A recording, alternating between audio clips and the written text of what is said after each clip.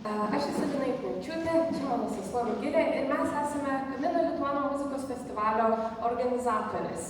Trumpai papasakosiu, kas tas Camino Lituano yra. Tai gal esate matę, yra Lietuje, kitose miestuose, taip pat užsienyje. Yra toksai mėlyname fone geltona kriauklytė. Mums svarbu atvežti pačius geriausius, aukščiausio lygio atlikėjus su labai įdomiomis programomis. Ir manau, šiandien mes kaip tik tokią programą ir turime. Taip pat tokius atlikėjus. Rugilė, gal papasakok daugiau. Žilvinas ir Pėter įkūrė savo ansamblį Jazzical Class arba džiazuojantį klasiką prieš 13 metų. Ir jie koncertavę jau įvairiuose miestuose visoje Europoje. O trumpai apie pačius juos, tai Žilvinas, mano manymu, yra fenomenalus lietuvių atlikėjas, klarnetininkas, bet tuo pačiu grojantis ir pianinu, ir birbynę, ir kuo tik tai jisai užsinori turbūt, ir aranžuotojas, ir kompozitorius. O Pėteris, jisai yra perkusijų grupės narys Kiolno simfoniniam orkestre, taip pat prasitarė, kad buvo pakviestas prisijungti prie Elbės filharmonijos orkestro Hamburge, kas yra turbūt labiausiai prestižiškiausias orkestras visoje Europoje.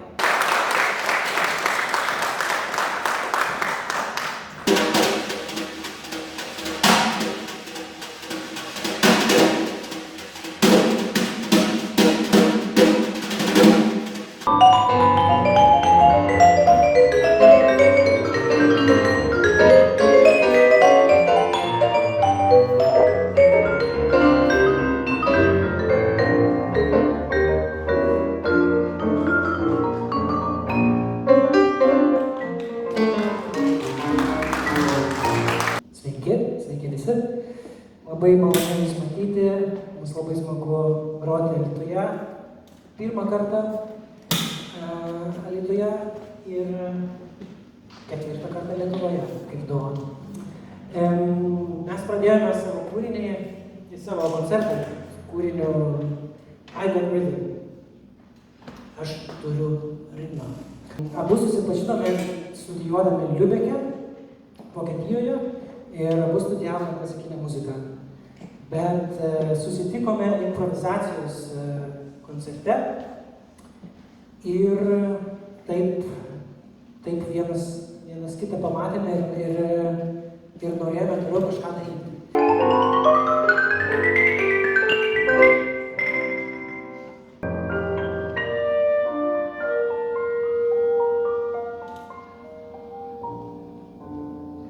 Aš begrojant pagalvojau, kad būtų labai gera proga dabar pasidalinti,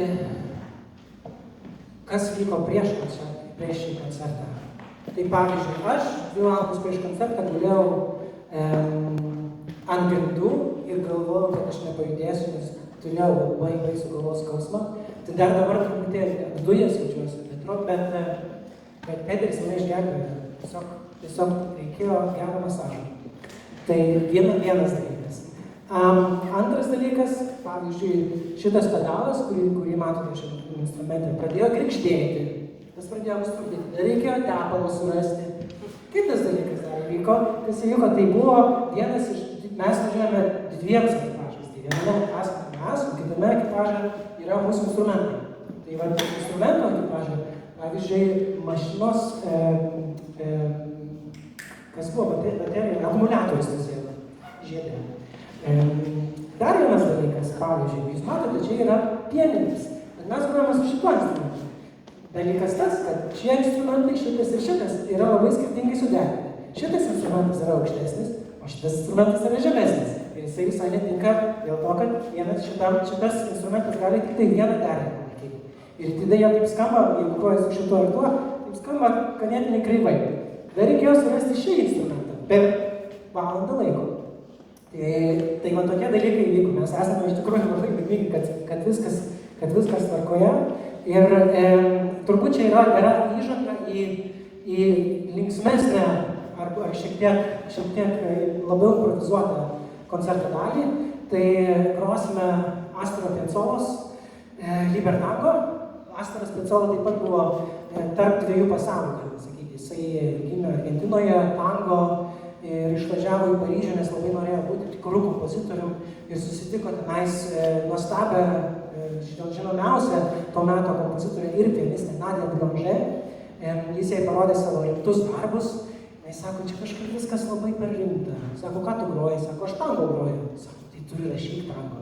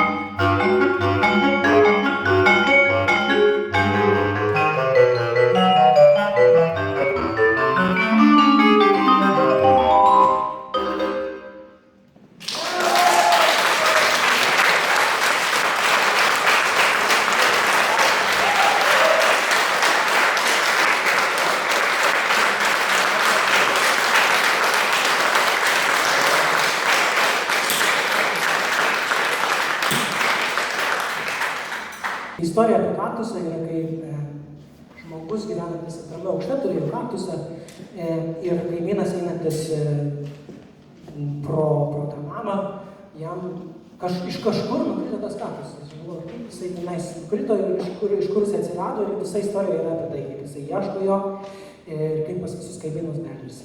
Šitą istoriją pritaikėm mūsų aranžuotei, ieškodami irgi, kur mes čia galėtume groti. Galbūt mes galėtume groti, tarkim, va čia.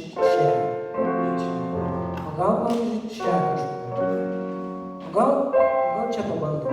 Tai va visa šitas ieškojimas to kaktuso, taip pat ir pas mus tonacijų ieškojimas vyko ir niekaip negalėjom prieiti į gero sprendimo, tai nusprendėm, kad viską sumesim kartu ir pažiūrėsim, kas gausis.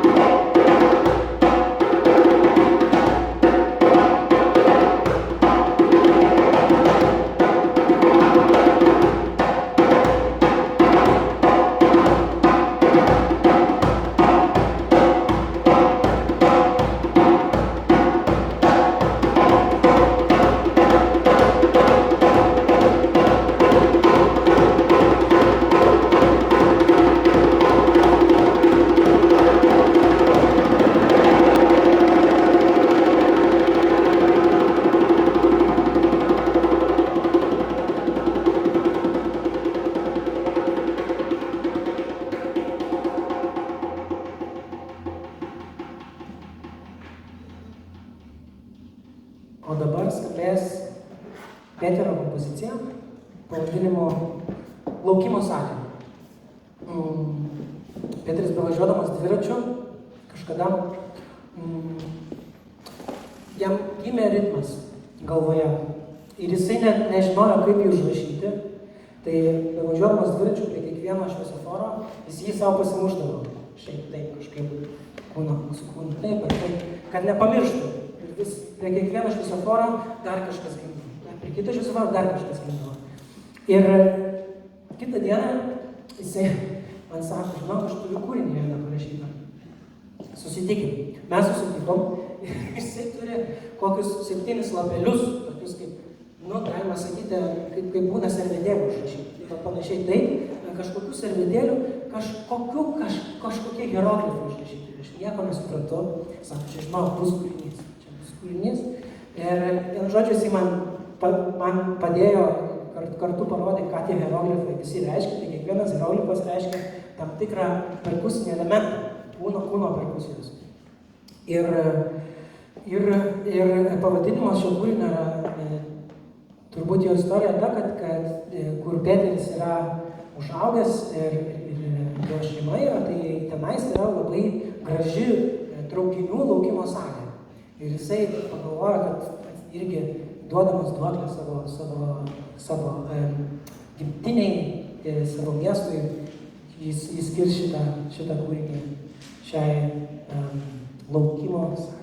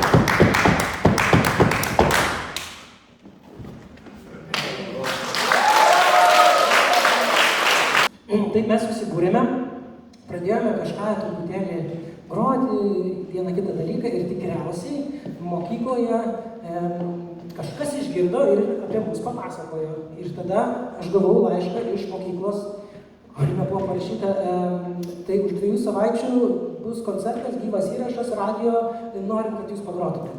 Mes neturim jokios programos, dar neturim jokio kūrinio. Eins, das macht 2 und küsst und denkt nicht an einen Denken, schadet der Illusion. Alles dreht sich im Kreis und träumst du mal ganz, was über Farbe und Stab Offenbarung das macht, das schon. Wie es kommen muss, erst kommt der erste Kuss, dann kommt der letzte Kuss und dann ist Schluss.